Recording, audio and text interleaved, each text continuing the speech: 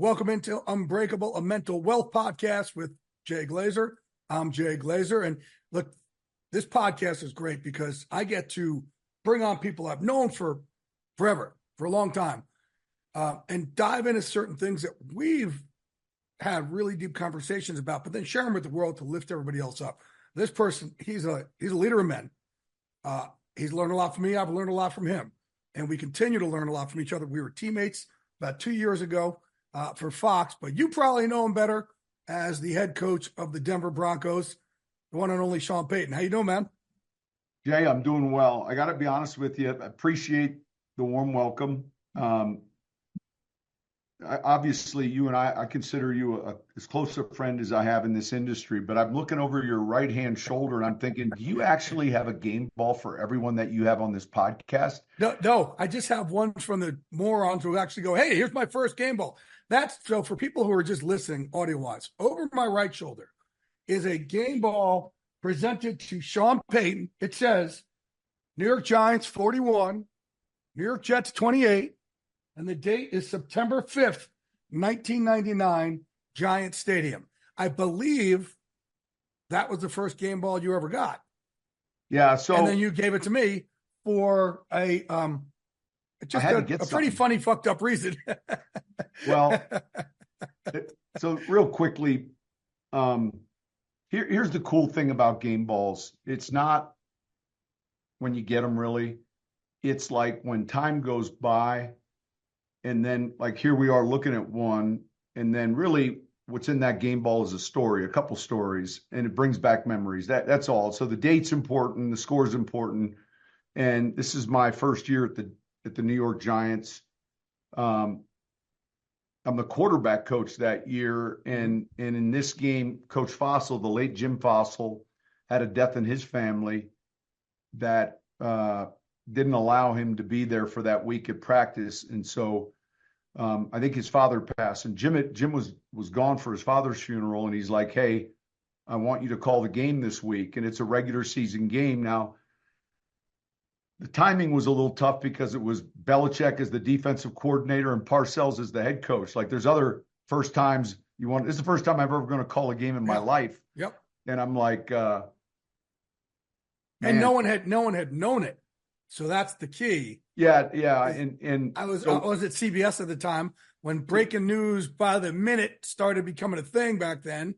And right. On Sunday morning came out with it that I've learned Sean Payton, the quarterback coach, will be calling the game today instead of Jim Fossil. And anytime you break a story in New York, people go crazy. I mean, just look at like when I had the Odell Beckham thing a few years ago, and people just went nuts. Or Wink Martindale last year, they just go crazy. But I've been around that team since '93, and you presented it, and I think it is signed on the other side. Yeah. And what you wrote was, Jay, every squirrel eventually finds a nut. As in, good job, you finally got a story. Well. You and I, at that very moment in time, were probably in similar positions career-wise, in same industry, different areas. But the point is, we're both young and trying to make impressions. And so this, it's not often the Jets-Giants play in the regular season every 4 years. In other words, AFC, NFC, based on the schedule, that could change now, I guess, with the 17th game. But the point is, they play a lot in the preseason, but this was a regular season game.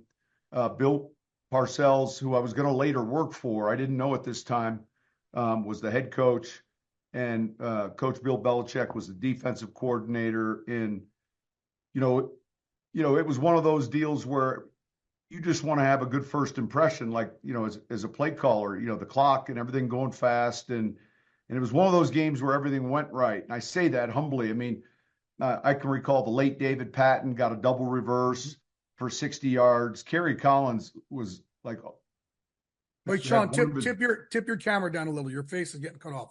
Yeah. Camera, or there you go. Sit back. So Kerry had one of those games that was just like, man, the ball didn't hit the ground.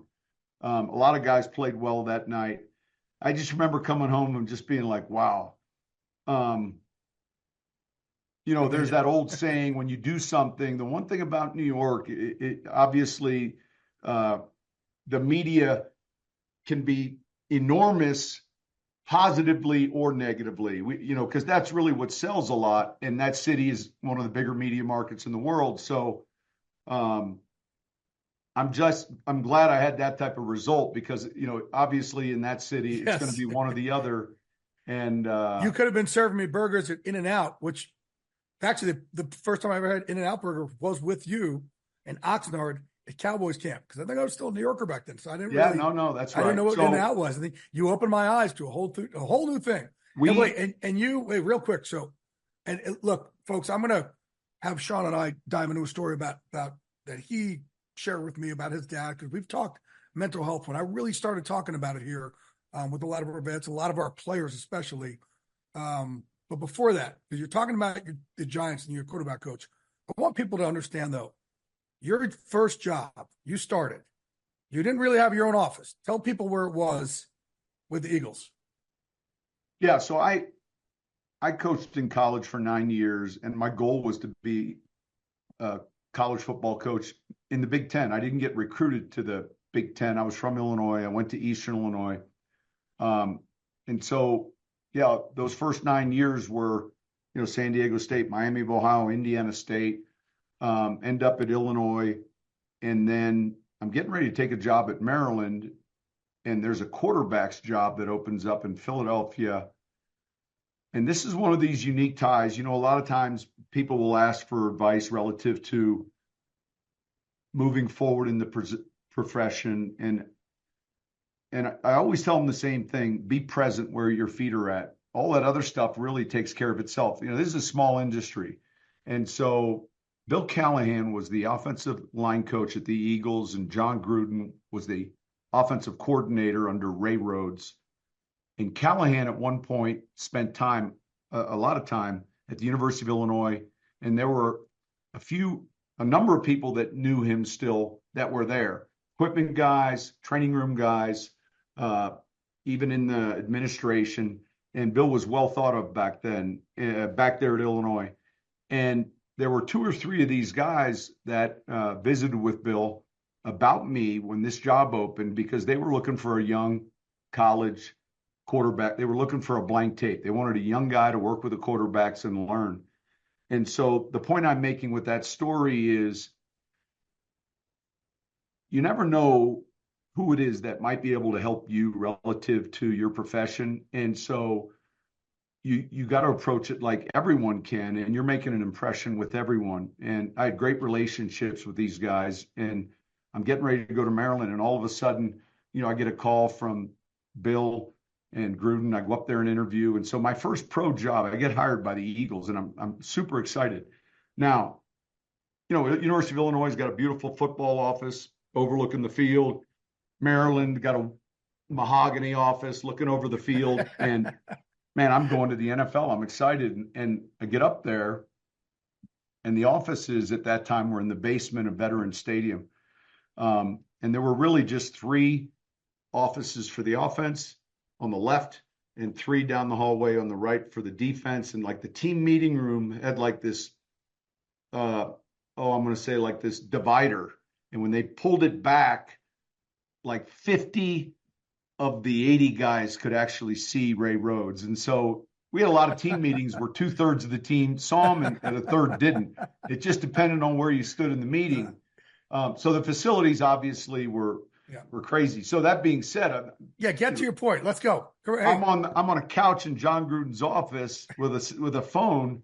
But on that staff was John Harbaugh. Wait, but that's your office, right? The couch. So I looked your around office. And I thought, and he goes, "Hey, just make yourself comfortable." And I'm like, then I realized he's serious. Like, I'm here. And so I got a phone, a notepad, and part of that couch. And you felt a little bit more like a cat or a dog. Like I was like, you'd move in and out of the office spaces to someone else's. So you really didn't have your own office. And, I'd go down the hall where the quality control guys were and kind of sit in there, and that was kind of nice maybe. And so I was a little nomadic, and yet nonetheless, that's what the job was, but it was still in the NFL. So, but how, so back then, because it's not like, tape's not the same it is now. obviously now coaches, they grind, they watch tape. Were you not like, were you just looking over Gruden's shoulder? Like, No. did you have to go to the film room? Like, what were you doing on the couch to work? Well, we had film. Back then we had beta. So now everything is on computer, basically like our music. So I can click on right now and watch any game from last year in 2 seconds, pull up third down. We had to cut everything out. So yeah, I had areas to go. It was always like we were always doing beta projects. And so we had to cut up certain teams and stay on top of certain trends. And it was just done differently. There aren't many people, there aren't many listeners that can remember play record, you know, from any type of tape to tape. And so it was a little bit of that. And there were a lot of young coaches that were going to go on and be successful on that staff. None of us knew it. There's no windows because you're in the basement. And how uncomfortable is it just having your office being on Gruden's couch? Yeah, I mean, did he beat on you?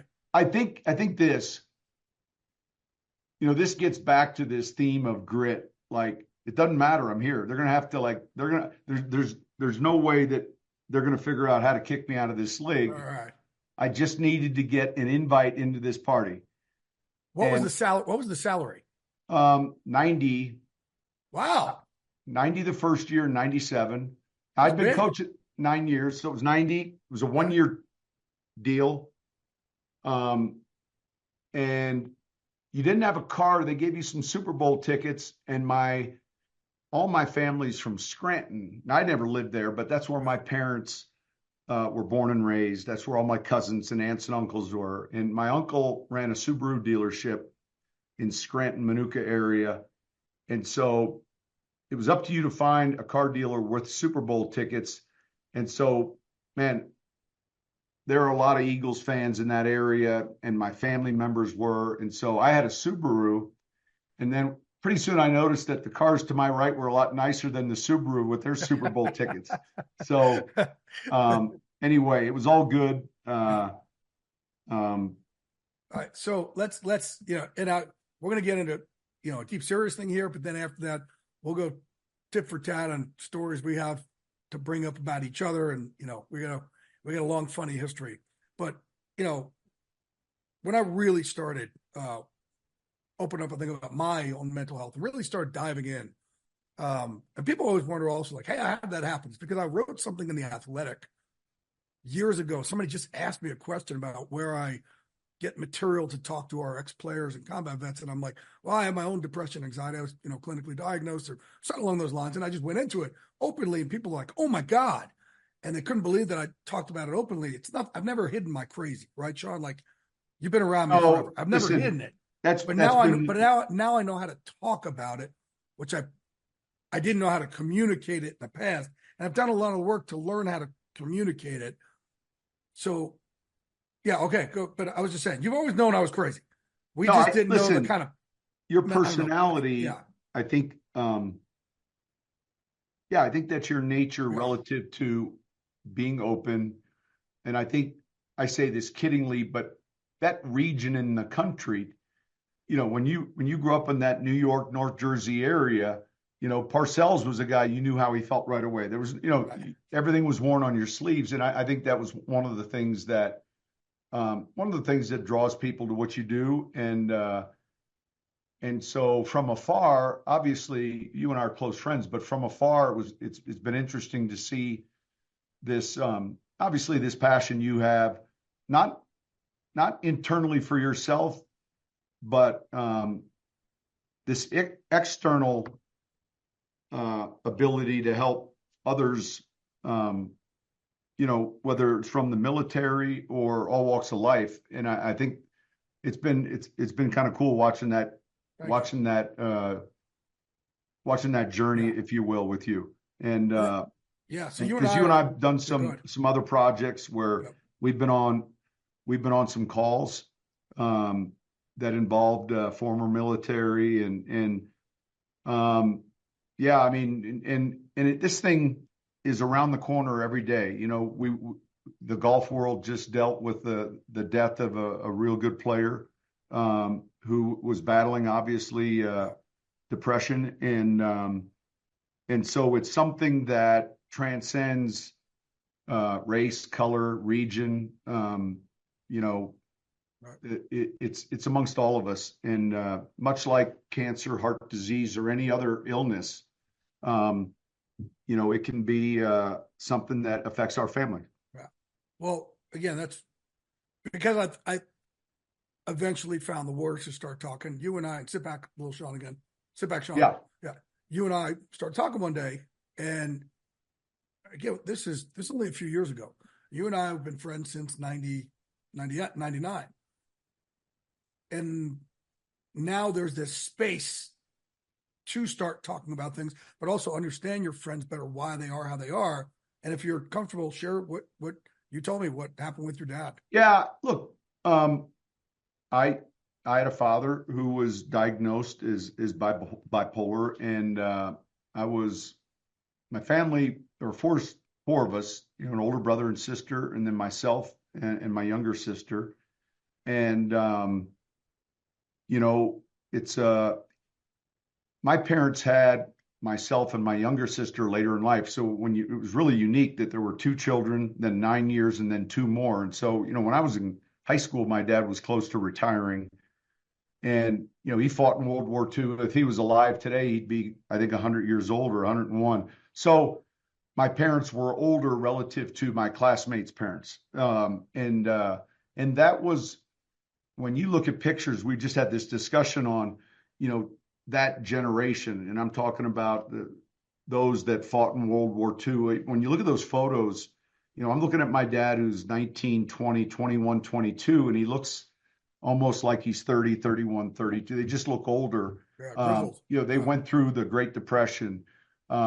He dealt with the death of his father when he was 9 years old or 8 years old.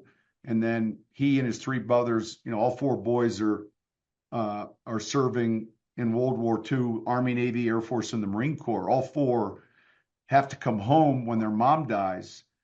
And they're a family that has no money. The sister, my dad's sister, so there were five siblings in all.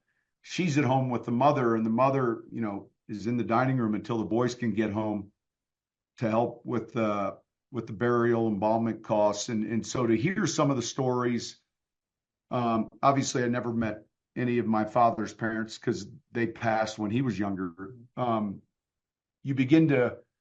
Sometimes you begin to learn a little bit more about your parents even after they're gone. But that was, I'm going to say, I was in high school when I found out about some of his challenges, you know, and there were some incidents. You know, there were just a series of things that, and then finally, I think I was a freshman in high school, and you know, you're gradually learning things, and but to his credit, you know, none of us, you know, that back then it was such a taboo topic, right, that it was never talked about, and you know, I remember listening to one of his doctors explain it really to us, like, hey, it's an illness just like so many other illnesses, and so you learn more about it, and you recognize, you know, some of the things that he's dealing with, and you know, he fought it, and I remember there were times where I thought that's the way it was going to end, possibly with him, maybe with him possibly taking his own life, and it didn't. But I would say there were times when the phone would ring at college, and I would always think, is this the call? You know, those type of things. So, yeah, that was kind of my personal journey with it, if you will, or my siblings. I think my older brother and sister were aware of it, obviously, prior. There was such a gap age-wise that those two, you know, knew a lot more than my younger sister and I. You know, it's Christmas night. Those two are downstairs, and we're like, they got to come upstairs because Santa Claus is coming. And we don't know any of this. Right. You know, we're up in our bedrooms, and we're listening to them play with our toys, and we're like, what's going on? Right. Where do you think that knowing that and seeing that and I guess kind of helping along the way molded you? I think I can recall that evening specifically, and if you said, when do you feel like you began to leave adolescence? And, you know, when we were in high school and going through puberty. Well, when you say that evening, what do you? I can recall that evening feeling like, dang, man, this is life. like this is like I can recall just it was like one of these, there's a series of 3 or 4 steps. You finish schooling, you got to go to work, whenever that is. All right, step 1, you got to pay your own bills. Right. This was one of those steps where it was like, I just remember, struggling to go to sleep and thinking, because there's that every one of us wants to internalize it and think, are we doing everything right? In other words, but I'm awfully proud, I was awfully proud of him. Man, he was a great father, and that's great. And it was just something that fortunately he had it treated, but it was something that affected our whole family. Yeah, and you're saying fortunately he had it treated, where a lot of guys, especially men right now, still aren't willing to get it treated. Yeah, I mean, we're talking about right? Back then. That was such today it's very normal for an athlete, a coach to see a counselor, for us to attend relationship counselor. I mean, fortunately, we've come a long way in that area. Thank God.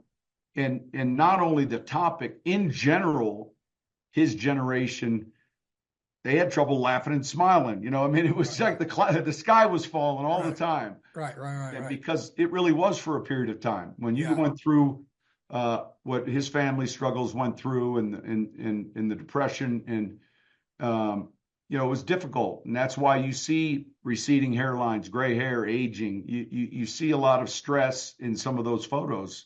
Good point. Here they are going off to, I mean, he's 17, 18, going off to fight, in a war. And you just think about that, it puts it in perspective. Incredible too. And just working. And Sean came on, we was talking about an MVP session, and opened up about his own dad and his experience too, which is great, man. It's fantastic. All right. So now we'll shift gears, we kind of go tit for tat here, because we have so many stories on each other. We'll see which one gets left in this podcast. Well, first off, can I say this? Go ahead. Congratulations. Thank you, buddy. Thank you. Listen, I mean it. Thank you. Because it really goes all the way back to 99. This year, I'm going to tie this in, so work with me. Right. This year's quarterback class, there's 6 or 7 of them, and all these kids are great kids. All the kids got drafted. A lot of times you're poking, looking for holes. And what was unusual, so many of these guys either had a girlfriend all the way from high school. Bo Nix, who we drafted, he's married. And one of them, I think it might have been JJ, who's engaged. And our general manager, George Payton, said, "Where'd you meet your fiance?" And he's like, "Well, I was a sophomore in high school. And my parents went out and they said, I can't go anywhere but further down the street, I stay on the block basically." And he had some friends that were having a party, and he met this other sophomore girl. And George said, "Wait a minute, you mean to tell me the first party you ever went to, you met your wife?" He goes, "It took me 300 parties." and so your point is it's taken me 3,000. Well, but you know what though, that's kind of the lesson, because to see your face, and look, all of us who follow you on social media, I give you a hard time because I feel like you and I could go 6 months and I know exactly what you're doing every day, because if I haven't seen it, my wife's seen it. But to see how that's transformed you is pretty amazing. I'm proud to be with Rosie. You've seen Sean has been there for all the failed relationships, a lot, and there's been a lot. And but Rosie's she's different, man. You've met her several times. She's different than anybody.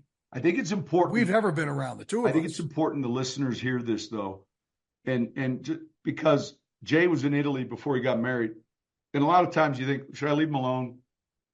Or no, they're having a good time. Maybe I'll call him. And one day I'm driving, I call, and man, he's fired up. Time change, obviously. Rosie's there. And I said, "Put Rosie on." I said, "Rosie, real quick, if you don't want to do this, run. If you don't want to do this," I said, "I'll send you, if you want to get a plane ticket from Italy." And it's just, but to hear the happiness, like you could feel it over the phone. But you've seen her, like you've been around her. She's just totally different, right, Sean?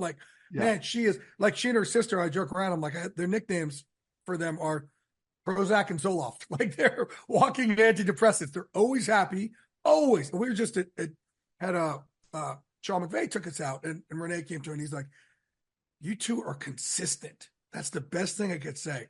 You guys are always smiling, always know what we get with you.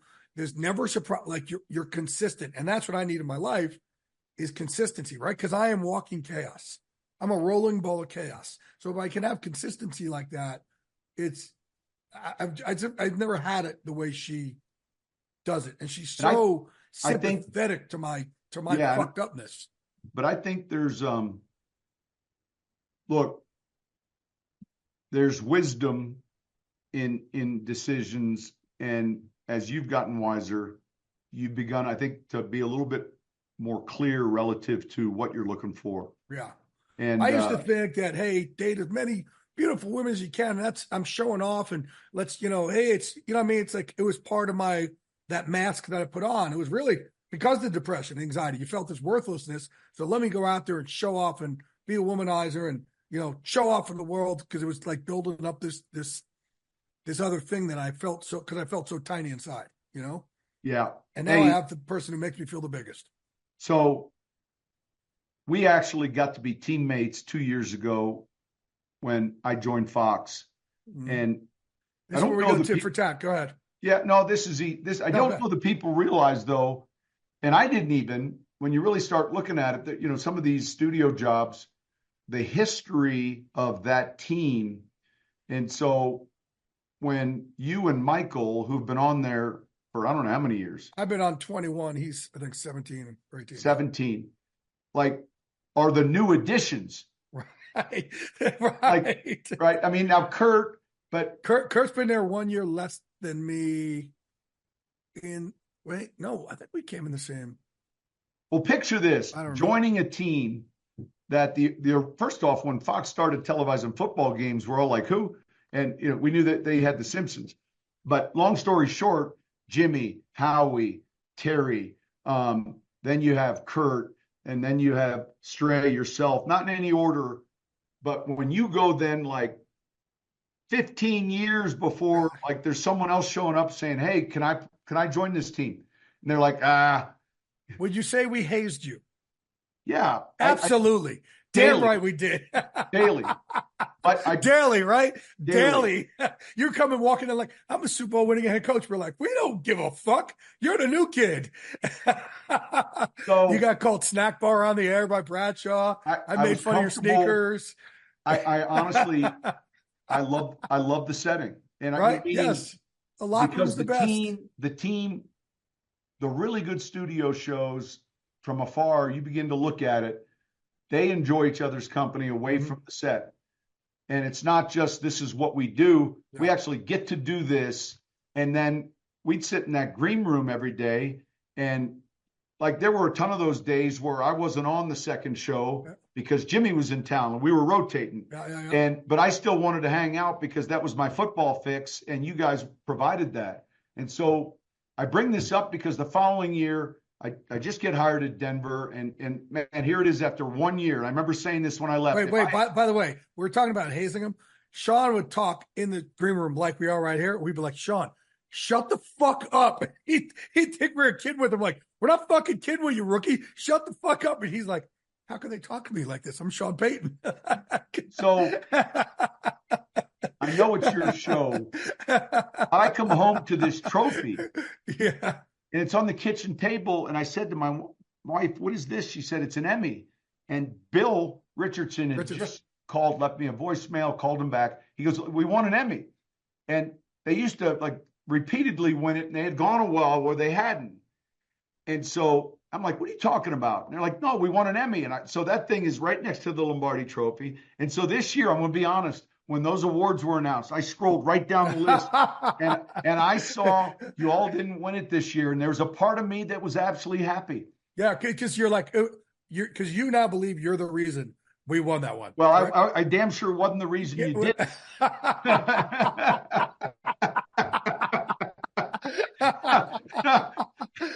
Let me tell you the balls of Sean Payton here. Not only that, I'm going to tell you the balls. And you got to see him coach. He has balls. It's a little bit of chutzpah. Isn't that the word? Chutzpah, yes. To kick an onside kick, in the Super Bowl is ballsy. But here's maybe one of the ballsiest things he's done.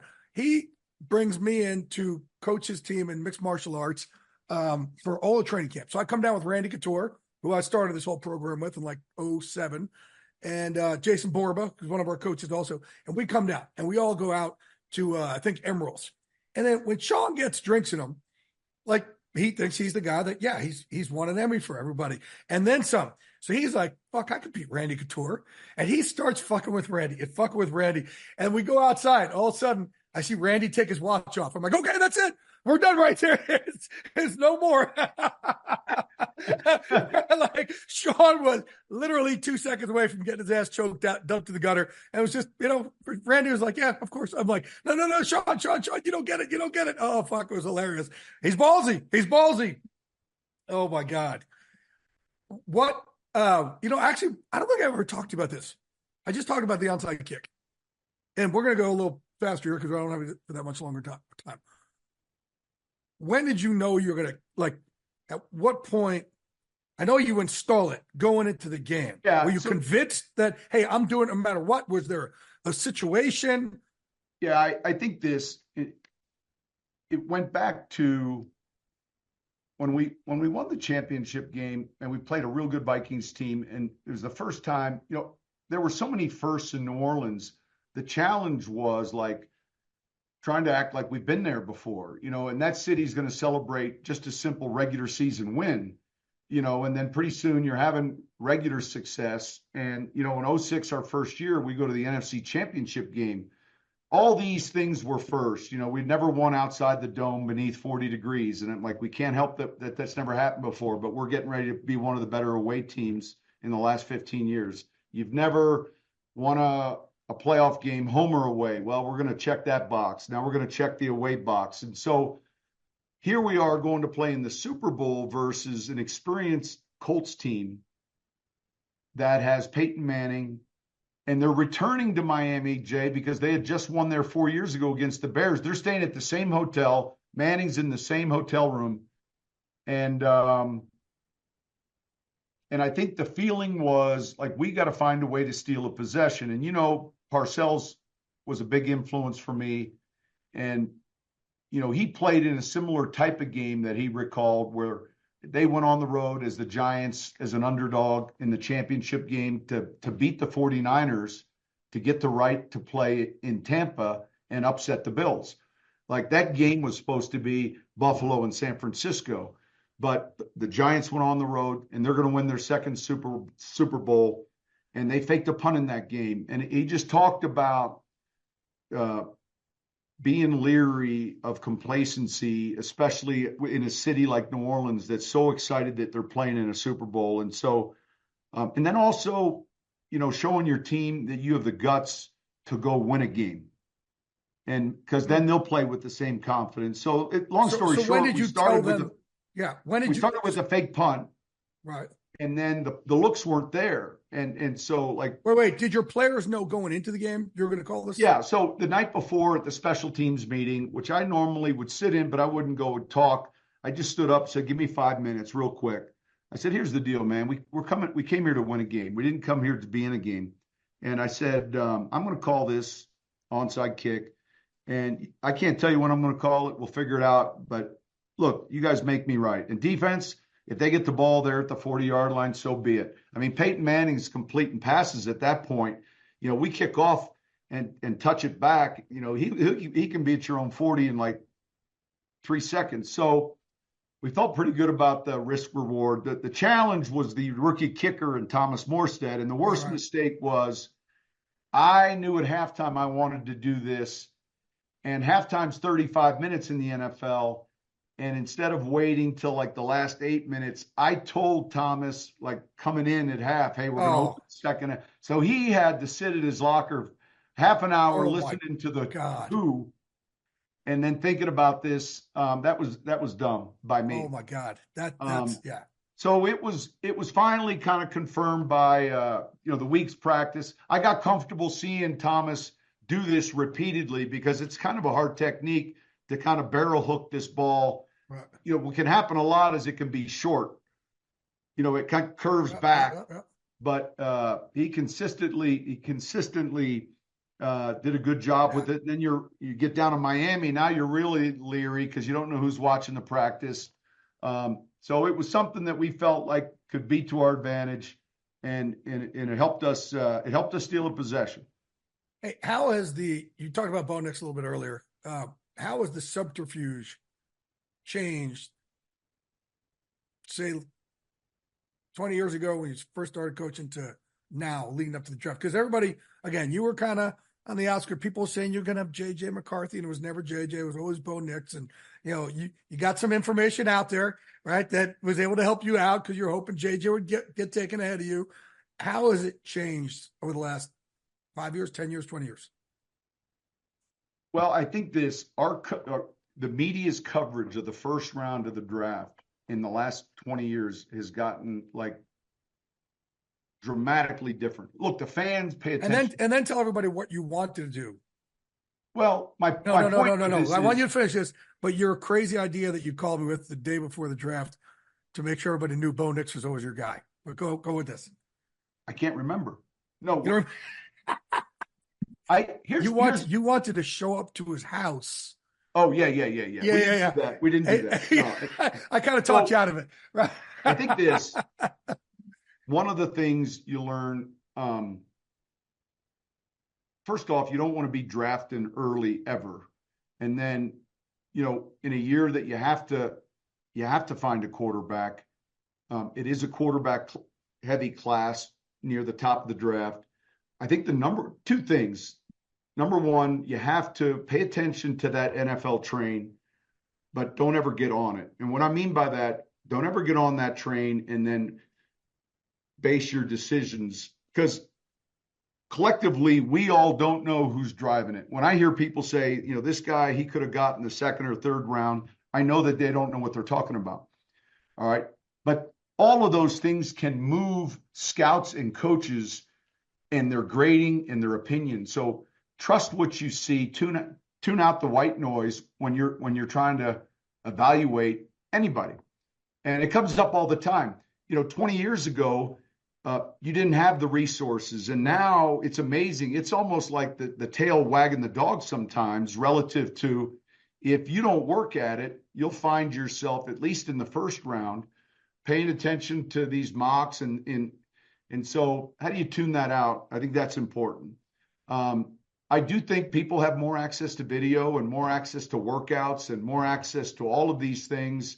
But honestly, in my opinion, humbly, that I don't know how many great evaluators are out there. It's a tough position to evaluate to begin with. And I think once we knew that Bo was the guy we were going to draft, we knew that we couldn't be the only team seeing what we were seeing. And come to find out, we weren't. All right, I'm just going to say that relative to teams behind us. But neither here nor there, once you know what you're looking to do, we have a lot of close friends, so you're not trying to burn relationships. You have to make sure you're evaluating everyone. And then it's like when we felt like someone was going to skunk our first 15 plays at a hotel we were staying.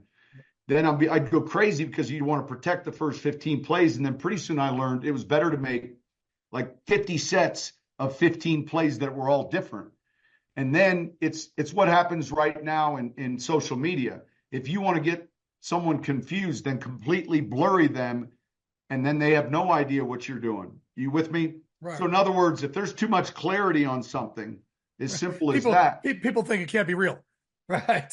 Yeah. If there's too much clarity, then but this was a year, there were a lot of these prospects that I think are going to be successful. We felt. But you knew Bo from the night of his workout. Yeah. We knew it pretty early on because, it was his workout. That we hit a string of these workouts all within the same kind of 8 days. Right. And then there's this interesting part, and it's because the buildings now are bigger, the scouting departments, the coaching staffs. Look, your listeners will appreciate this, but there's relationships all of these people have. And so, well, who else knows, And so anytime we went up to our board or discussed quarterback, we just kind of put them in an order. We had them in the spring and left it that way and never really. And then I think at some point it was George and I, and then the Penners, Right. Greg and Carrie. So on your board, you didn't have it. It was just generic, right? Yeah, generic. You didn't have it how you really. The last week we had them all like in they all building. fell into a magnet tray. And here's the one interesting thing. I remember, so ownership was briefed throw off on the it. leakers. Yeah, go ahead. And so ownership was briefed, and then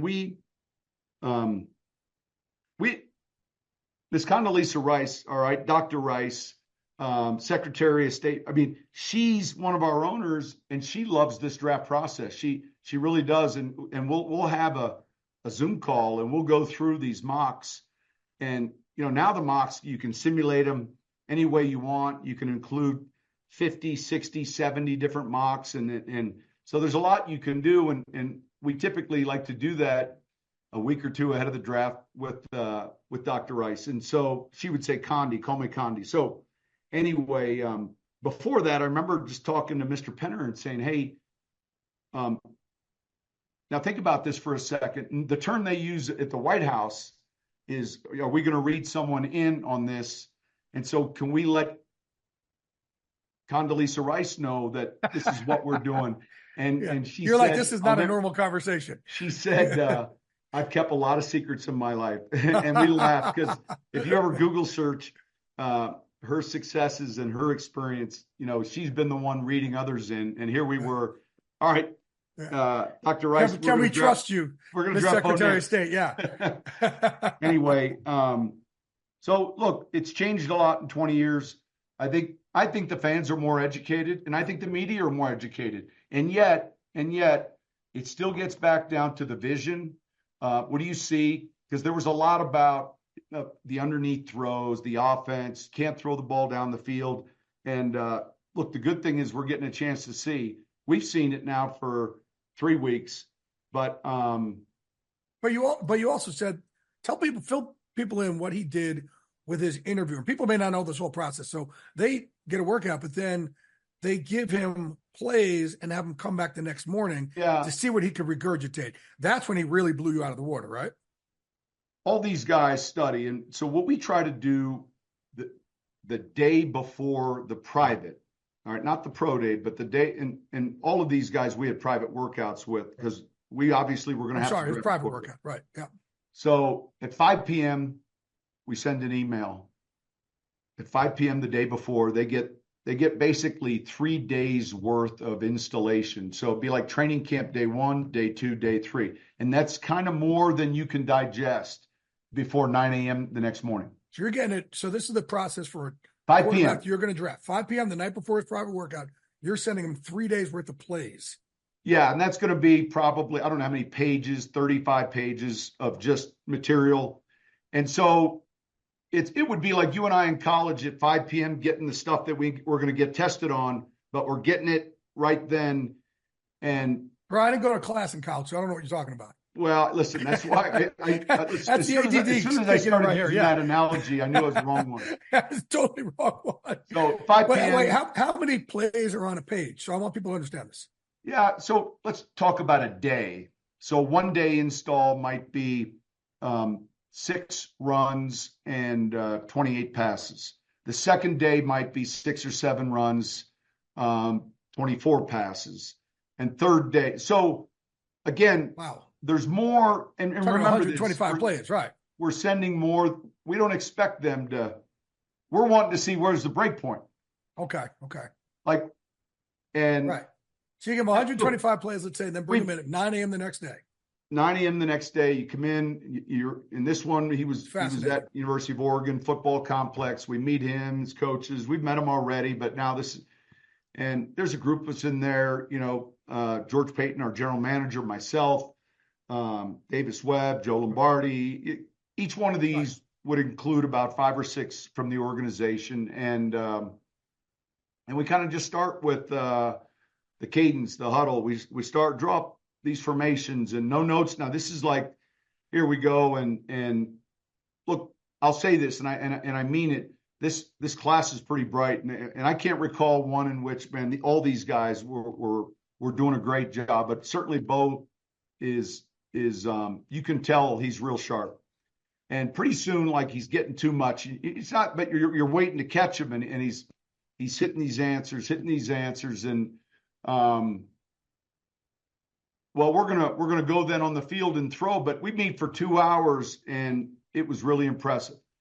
So I got to the point. So he's regurgitating out everything you're asking. Oh man, you he could just tell, memorized like, it at 5 p.m. when he got this. He checked into a hotel. He put a do not disturb sign on and a pot of coffee. Right. And he said, "Leave me." So he's real conscientious. Yeah, he did a great job. Right. He's real smart. Right. So then I asked him. I remember saying, "Hey, what's in your backpack?"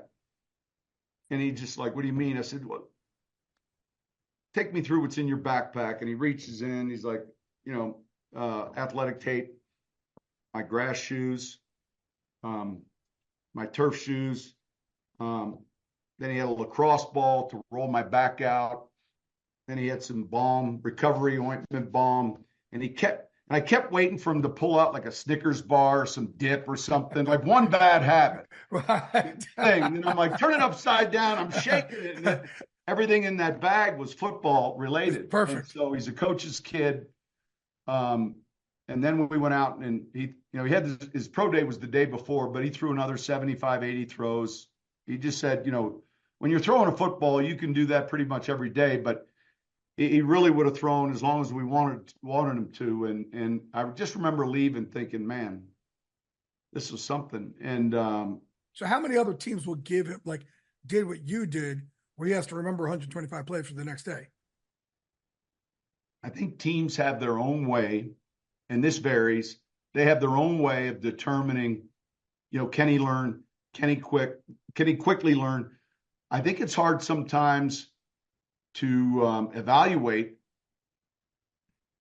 Can they multitask at the line of scrimmage or in the huddle? Like, can he be talking to the running back, send a guy in motion, change the play? Like, to what degree? Because we can only evaluate the offense they're in. There was a lot made of his offense being a lot of, I've heard it a million times. He led the league, led college football with the most quick throws. We got it. We understand all that. And then when we analytically remove all the quick throws from every quarterback, he was still first in his class, accuracy, touchdown, all these recordables, sacks, the guy gets rid of the ball. There's so many things that we kept seeing on tape, and then we saw down the field arm talent. We're seeing it right now. So these guys can only run their offense that they're being asked to run. Our job is to project, can they run this offense? And we think he can, but nothing fell out of that backpack. Not like a lifesaver, not a breath mint. Everything that fell out of it was like for a workout. Do you think maybe your vision of QBs is different because you're looking for, hey, what's the closest thing to Drew Brees? And he was the closest to Drew. Yeah, but listen, I'm not necessarily looking for I've heard that narrative, and that was used a lot. But I think we're all looking for athletic guys that are 6'2.5", that are 220 pounds, this guy's the most accurate passer in the history of college football. So I don't know, even if I'd never worked with Drew, I mean, when we started doing these studies on first round quarterback misses, and we're all in the process of trying to use AI, and we're all wanting data maybe to help support the direction we're going. We've used a ton of analytics historically in personnel. This league has, but we're trying to bat at a higher percentage when we draft players. So, well, we have to go back then before we go forward and look at hits and misses. And so as we go backwards, a lot of stats aren't available, but we're trying to look at, man, there are certain things. How did we miss the whole Manning-Ryan Leaf thing? Well, how did you not miss it? When Manning stepped on the scale at 228, he's in great shape. Find out that he put tanning lotion on because he wanted to make sure he made a good impression. He's doing push-ups in the bathroom. He's in the best shape of his life. He's 604 something, 230. And then the next group comes, Ryan Leaf, 6'5", 262, and he kind of chuckles. And he gives that chuckle like, and I'm telling you, there were so many scouting reports shredded. after that first season, that all of a sudden there were more people that had Leaf ahead of Manning. Right. But if you just paid attention to the tea leaf, if you just showed up at the weigh-in, what's the one thing to judge a quarterback on that is so overblown that you're like, oh man, it's so just. Well, here's the latest. So one of the best off-schedule throwers in our league is Patrick Mahomes. We've seen his ability to kind of twerk his body, but it's all out of necessity. Like, in other words, that's what makes it special. It's not him just wanting to do it. Aaron Rodgers is another one that has the ability to take a real quick poke step, deliver the ball accurately and fast. And I say this in funny positions because the receiver needs it now.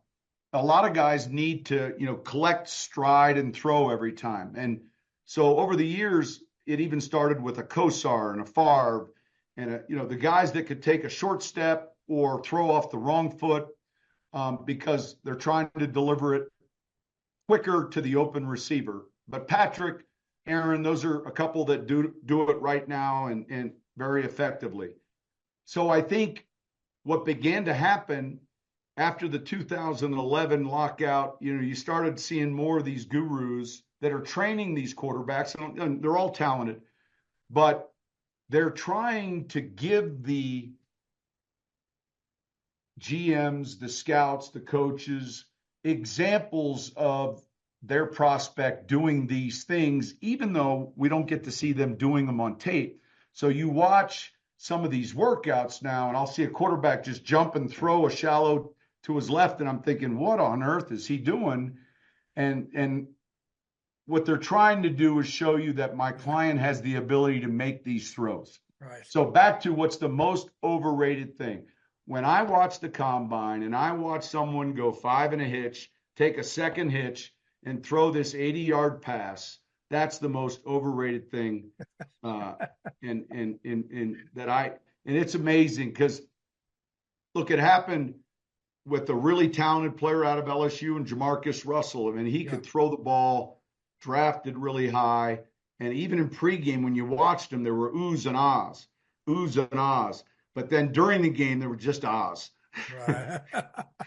And so I think that certainly arm strength is important and plays a big role.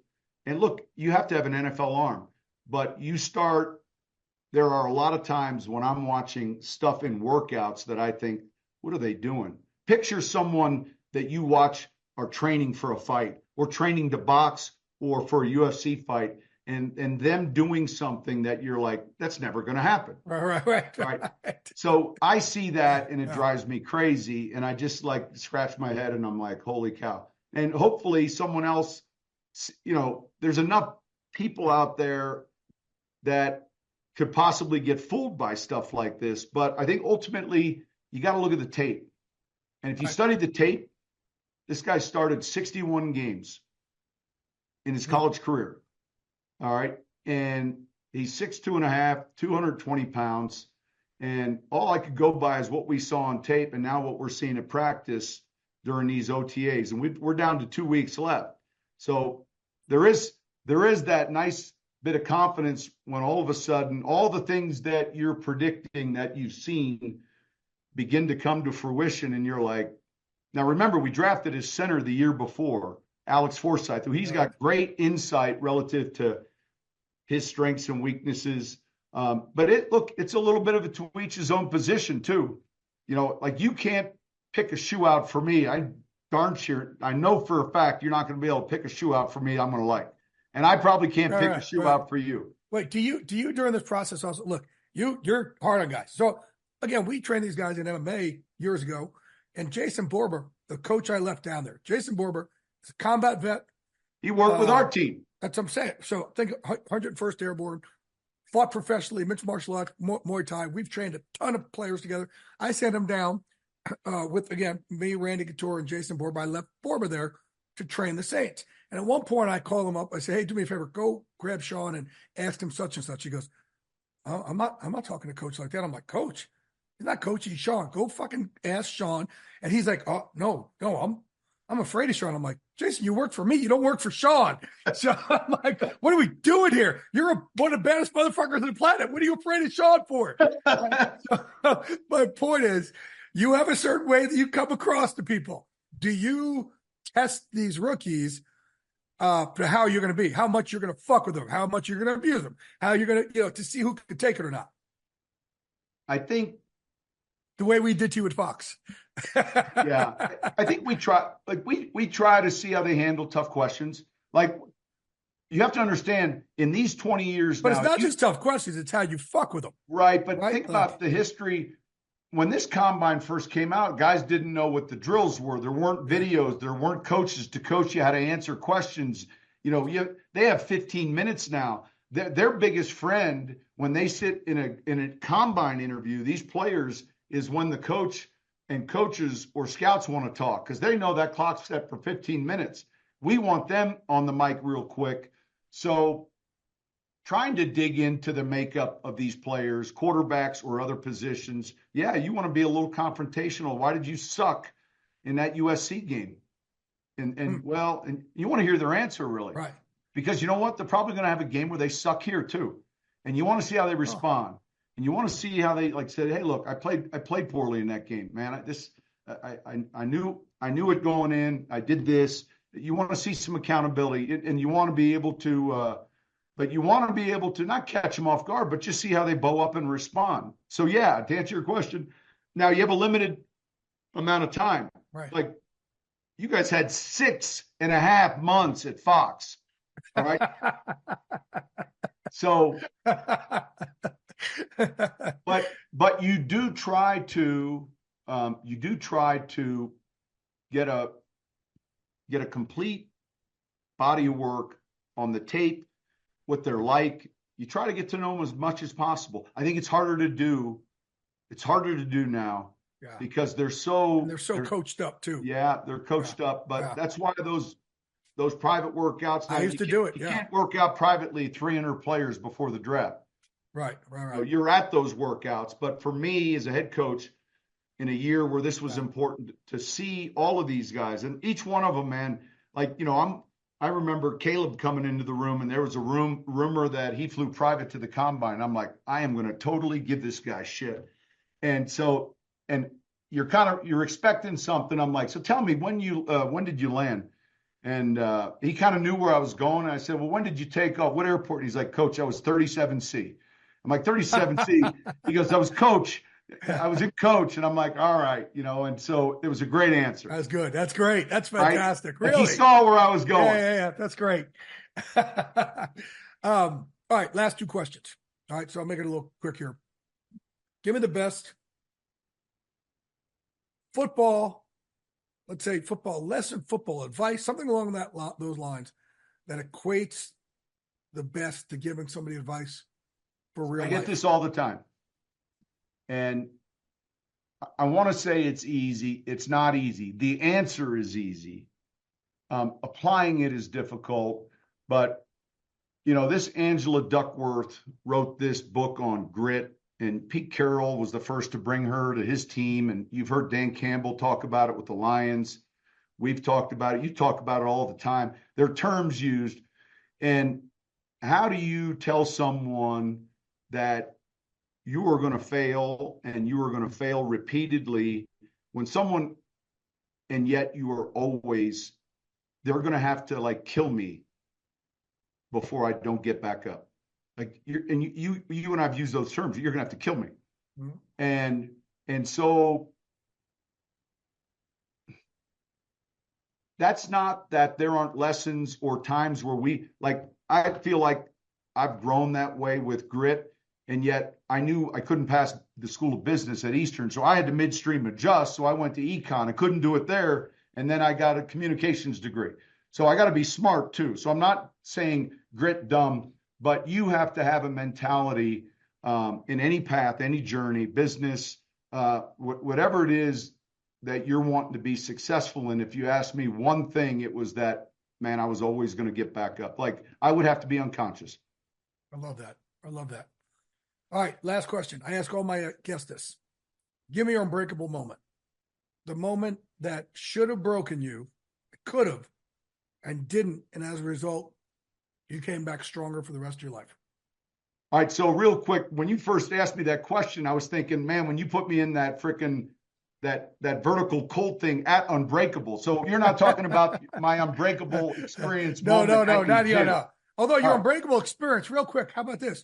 He comes in to work out at my gym Unbreakable one time, and I pair him with another guy, Justin Hartley, who from This Is Us, and it turns out these two fucking guys went to the same high school. How does nobody know that? It's unbelievable. Of all things, right? Like the magic of Unbreakable is unbelievable. Listen, I've trained at your gym, and you knew during my suspension, man, that was obviously that was a difficult time. I'm not going to count that as this moment though, because that actually made me stronger. I think in 2002, we had already been to the Super Bowl. I'm the offensive coordinator with the Giants. This is going to be the year my mom passes away, and she's sick. We don't know it yet with lung cancer. And we're struggling offensively. We're winning games, but we're not moving. We're not scoring. We're moving the ball. We're not scoring.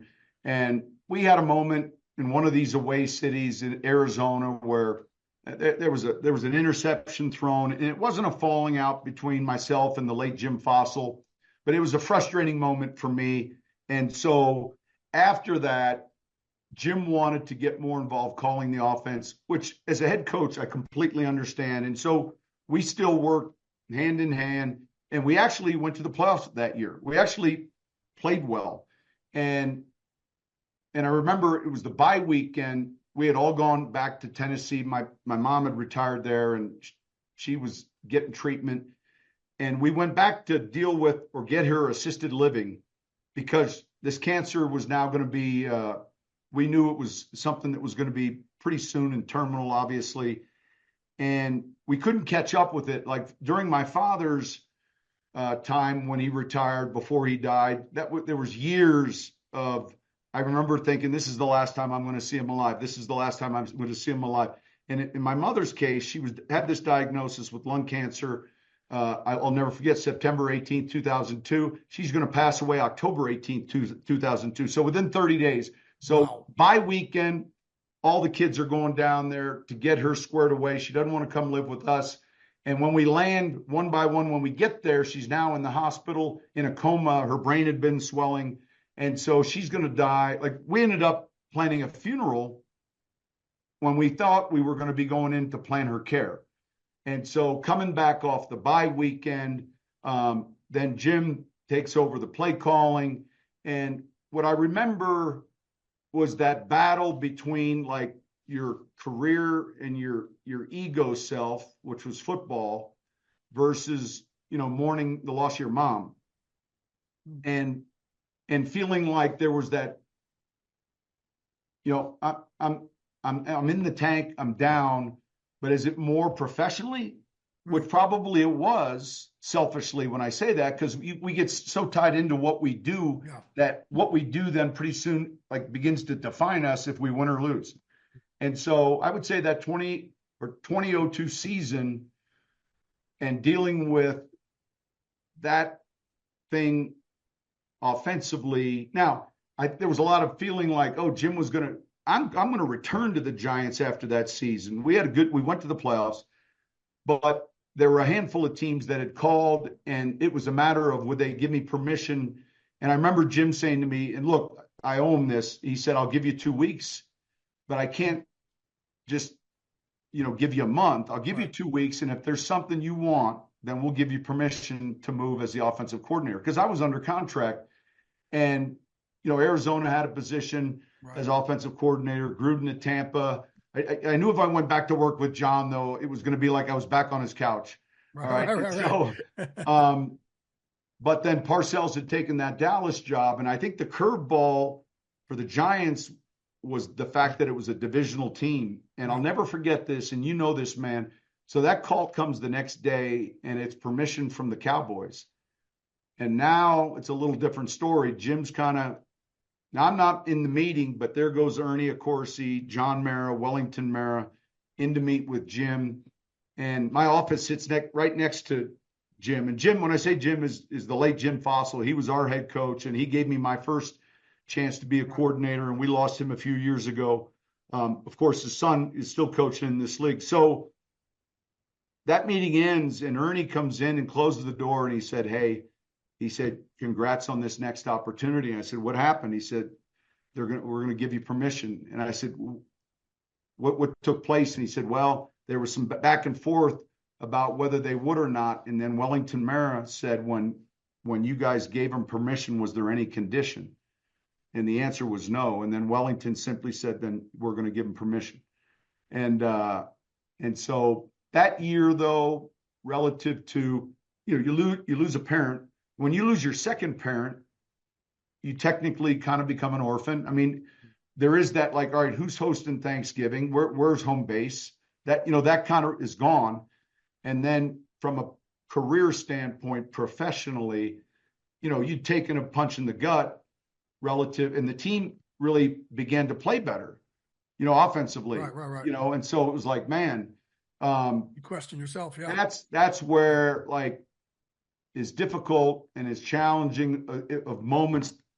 We have a ton of them, and we're still going to have more. They're just not going to break us. So I love the name of your gym, and we're talking about the same subject. We're not talking about talent right now. All great. We're not talking about height, weight, size, speed right now. We're not talking about opportunity, because sometimes we can't control that.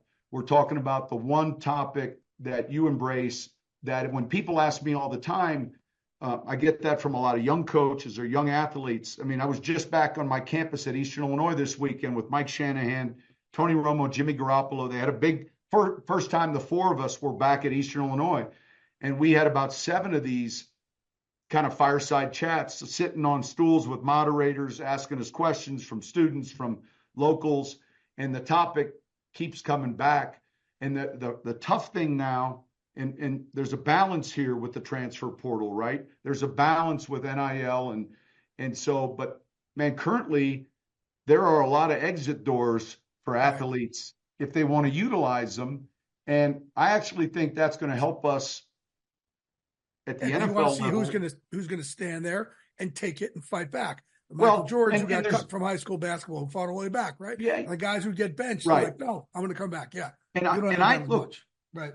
The student athlete transferring, I think, is very healthy. I'm not talking about that. But when you start seeing 4 stops along the way, 2 different NIL payments, like, it's just going to help us reveal this trait that we're looking for, because I think you can develop it. I think you can work on it.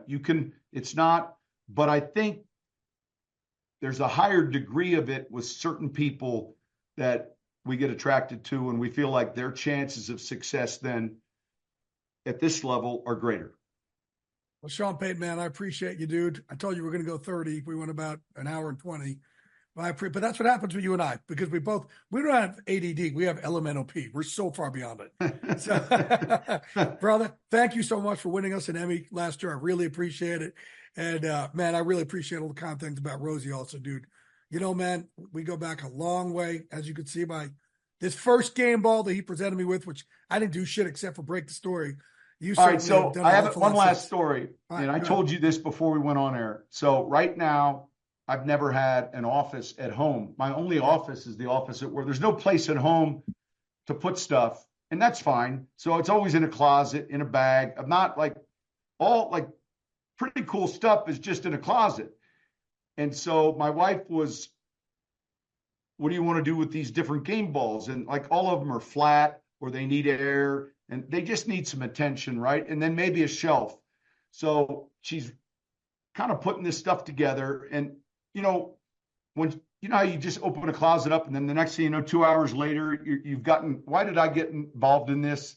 And so now I'm looking at the balls, and I kept saying to her, where's the Giants-Jets game ball? And she's like, you don't have it. She goes, it's nowhere to be found. I said, I know I have it. I said, it's in here somewhere. It's the first one I ever got. And so when you turned on this screen, I'm like, I've been yelling at her about this game ball. That is fantastic. Oh, my God. Well, I'll call Skyline later and apologize. Yeah, leave that ball where it is. Right there. Sean, appreciate you, brother. Thank you, brother. Appreciate you. All right. God bless.